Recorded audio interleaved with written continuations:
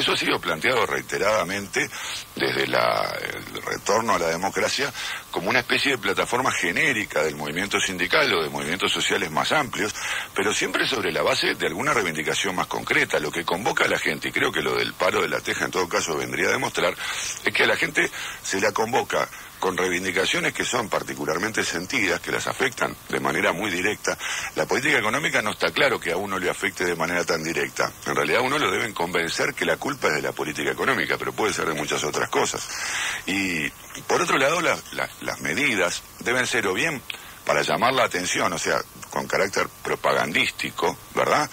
O buscando directamente una solución al problema en cuestión. Nadie cambia la política económica de un país con un paro de 15 días, salvo que se esté viviendo una situación de absoluta catástrofe nacional, que creo que no es el caso uruguayo y espero que no lo sea por un tiempo. Aparte, las cosas que se hacen para tratar de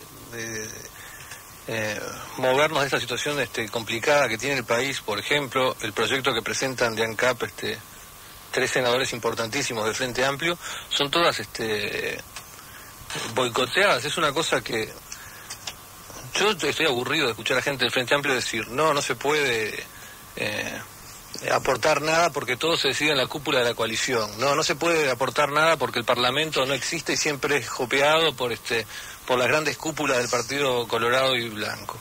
Y una vez que desde el ámbito parlamentario del Frente Amplio se hace un esfuerzo, se presenta un proyecto con matices, pero se es tomado como base para discusión de los otros partidos, y esa vez esta gente lo boicotea, si tampoco tienen, y hacen el paro general ellos a su vez. Es muy contradictorio. Han dicho este fin de semana senadores de la coalición de gobierno como Sanabria o como Gallinal que podrían incorporar buena parte del texto de Curiel y de Astori al proyecto de los blancos, que era el que hasta ahora tenía mayor peso, incluso si el Frente lo rechazara. Recordemos que un fenómeno de este tipo, una tensión interna vinculada a negociar o no con el gobierno en torno a transacciones sensatas en materia política, ocurrió con la reforma constitucional.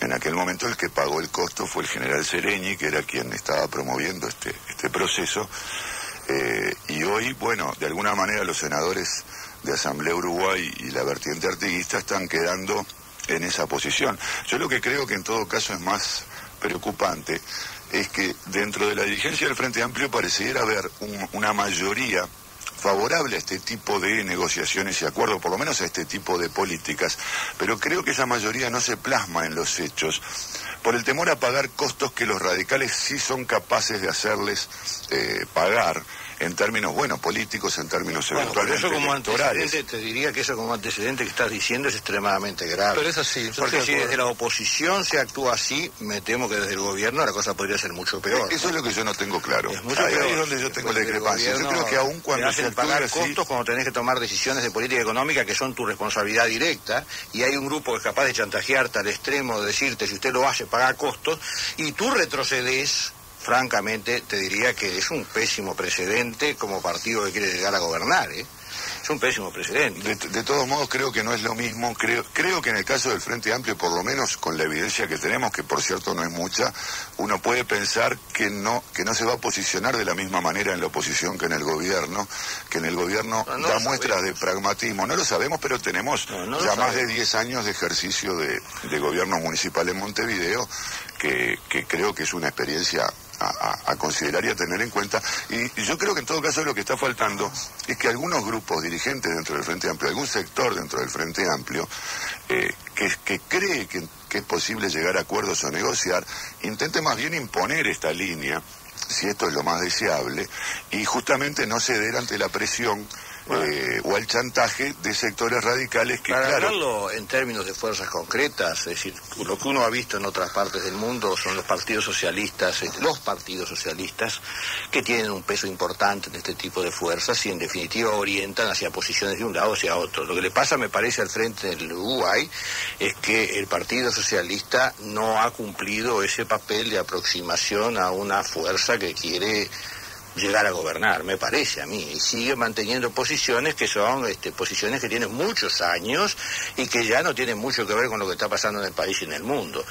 Y ese es un tema importante también, porque uno lo mira, yo no soy, no tengo por qué meterme en otra fuerza política, pero lo miro de afuera y digo, hay una fuerza que tendría que ser una fuerza que ordena al conjunto y que en lugar de ordenar, juega de una forma un poco extraña. Ahora, ¿cuál es el desenlace de esta situación? De alguna manera estamos adelantándonos a decisiones que se van a tomar en el día de hoy, pero ¿cuál es el desenlace en este sentido? Si el proyecto Curiel-Astori llegara a prosperar en la mesa política del Frente Amplio, está claro que prosperaría por mayoría, como ha dicho Vázquez, porque Vázquez este fin de semana aclaró que no es partidario de la libertad de acción. Tiene que haber una posición, se va a votar y todos los legisladores harán lo que la mesa política resuelva. Suponiendo que el proyecto Astori y Curiel funcionara y se votara en el Parlamento, inmediatamente quedaría abierta la posibilidad de una campaña de recolección de firmas provenientes de la Federación ANCAP y probablemente sectores del propio... Inevitable. Ya le tocó al Frente Amplio negociar con los sindicatos con la recolección de firmas que se está llevando a cabo actualmente por ANSEL, porque la propuesta sindical original era mucho más amplia. El Frente Amplio al principio estuvo afuera, luego negoció de tal modo que quedaran pura y exclusivamente los 2 artículos estos que están siendo cuestionados ahora.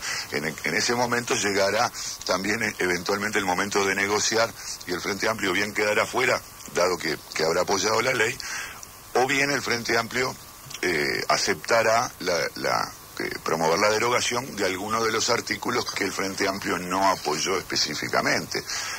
Pero esta tensión entre sindicato y partido, me refiero al Frente Amplio cuando hablo de partido, es una tensión común, es una tensión que, como decía Pepe, en Europa se vivió. ¿No? Los partidos socialistas que tienen raíces obreras y raíces no solo obreras sino sindicales, o sea, surgieron de la propia base sindical organizativa, vivieron momentos ya hace tiempo de tensiones importantes, las más recientes quizás son la de España, etcétera, con su base precisamente por llevar adelante políticas que desde los sindicatos eran vistas como no solo negativas, sino casi como una traición a viejos postulados.